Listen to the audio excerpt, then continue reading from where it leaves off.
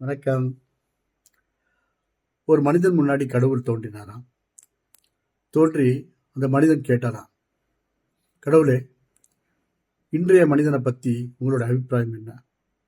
எதை நினச்சி நீங்கள் ஆச்சரியப்படுறீங்க அப்படின்னு கேட்கும்போது கடவுள் சிரிச்சுக்கிட்டே சொன்னாராம், மனிதன் தன் உடம்பை கெடுத்து என்னமோ இன்னைக்கு தான் கடைசி நாள்ன்ற மாதிரி உலகுலன்னு உழைச்சு தன் உடலை கெடுத்துக்கிறான்.